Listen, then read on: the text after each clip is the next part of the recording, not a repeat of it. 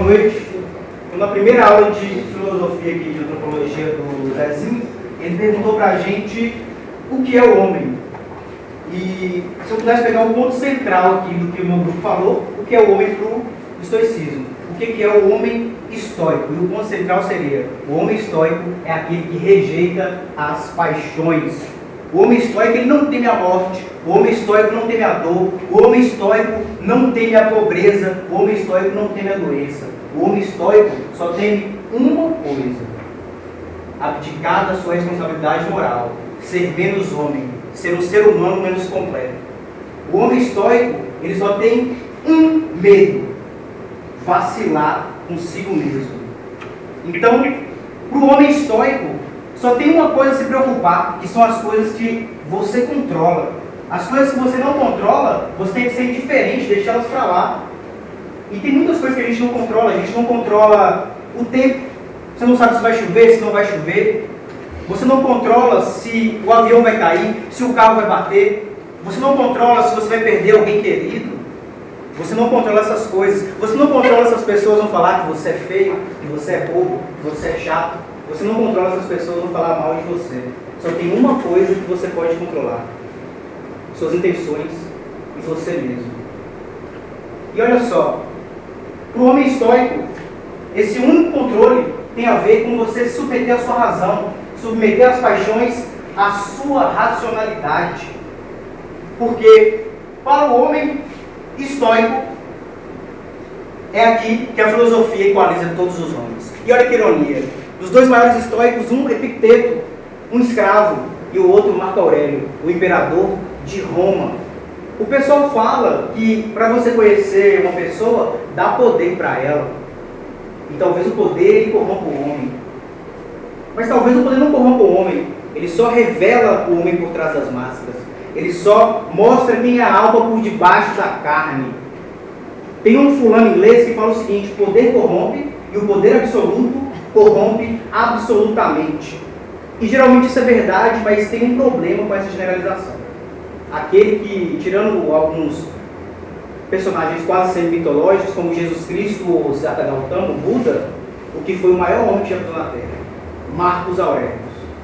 Marco Aurélio, ele era o imperador de Roma. E geralmente os imperadores de Roma, eles ficam ali na esborne no alto. Geralmente eles são meio vida louca. Só que não Marco Aurélio. Marco Aurélio não. Marco Aurélio é imperador de Roma e ele é a referência que a gente tem quando a gente pensa em um bom imperador. Marco Aurélio é o último dos bons imperadores. Marco Aurélio era imperador de Roma que dominava quase todo mundo conhecido, desde a Inglaterra até a Almácera, que a gente chama de Egito. Todo o Mediterrâneo. Dominava tudo. A palavra de Marco Aurélio era lei. Marco Aurélio tinha o poder sobre a vida e a morte dos homens. Marco Aurélio, ele podia querer o que ele quisesse, ele seria dado. Se ele quisesse todas as riquezas, lhe seriam dadas. Se ele quisesse sexo, qualquer mulher poderia ser dele na hora. Se ele quisesse ficar o resto da vida com os melhores vinhos, com as melhores drogas, com os melhores divertimentos, ele poderia. Imagina as tentações que a gente tem com as partes mais racionais da vida. Agora multiplica por 1 milhão. Isso é Marco Aurélio. Eu não consigo resistir, mal, deixar de fumar um cigarro no intervalo. Imagina você ter todo esse poder em mãos. E essa é a verdadeira tentação. Não é você ter que lidar com a frustração de não ter o que você quer, embora seja difícil, mas você ter o poder, ter a possibilidade e ainda assim você se controlar. E Marco Aurélio tinha tudo. E Marco Aurélio, ele escreve um livro porque Marco Aurélio é o homem mais solitário do mundo. Marco Aurélio era imperador de Roma. Imagina que todas as pessoas que vão falar com você, elas querem alguma coisa de você. Marco Aurélio, ele escreve um livro porque ele não tinha com quem conversar. Ele não tinha amigos porque ele não tinha iguais. E nesse livro, Marco Aurélio, ele escreve uma série de máximas. Ele escreve uma série de conselhos para si mesmo. Ele conversa consigo mesmo. Ele nem tinha intenção de publicar esse livro. Ele tentou queimar ele antes de morrer. E nesse livro, Marco Aurélio escreve o seguinte. Ele escreve: em breve, você se esquecerá de tudo. E em breve, tudo esquecerá de você.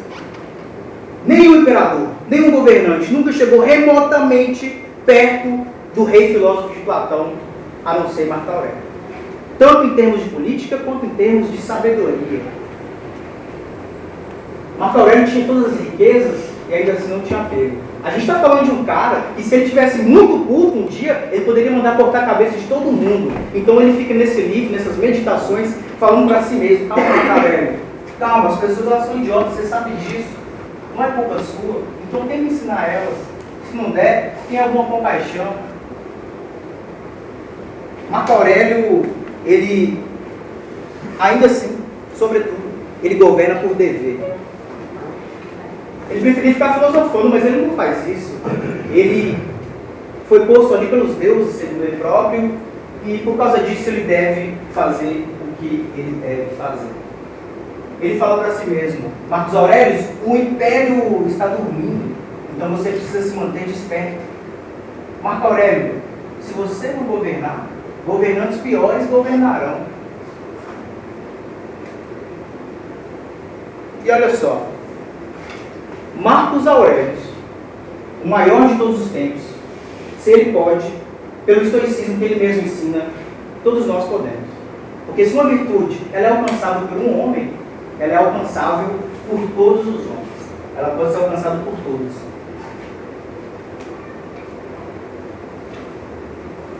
E tem uma coisa pior.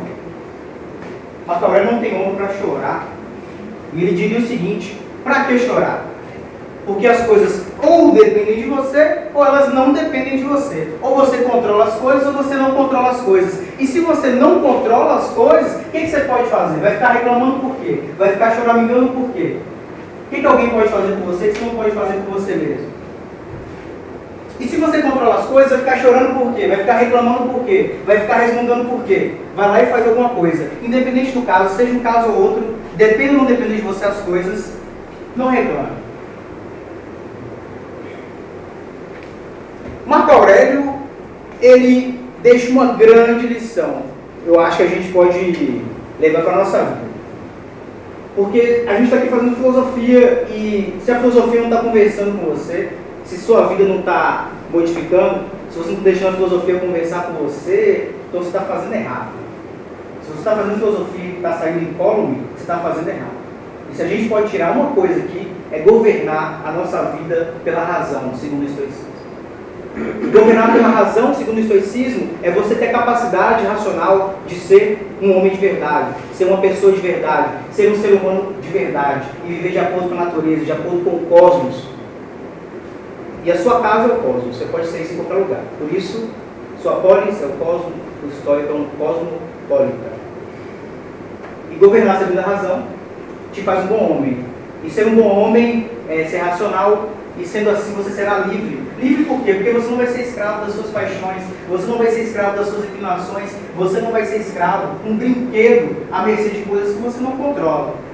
Então uma coisa a gente pode aprender aqui com Marco Aurélio e com o estoicismo que a gente viu aqui hoje. A condição humana é uma condição de perturbações.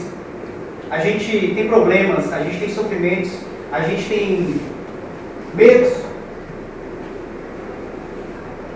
O ônibus atrasa, você vai mal na prova, você perde sua mãe, seu pai, seu irmão, seu coração é partido, mas independente disso, controle essas paixões, controle esses medos. Faça o melhor dentro do que você pode. E o que você não pode, deixa na mão dos cosmos. E para tirar uma coisa daqui, a gente pode pensar: todos nós morremos, todos nós sofremos. Mas nem todo mundo morre choramingando. Todo mundo morre, mas nem todo mundo morre resmungando.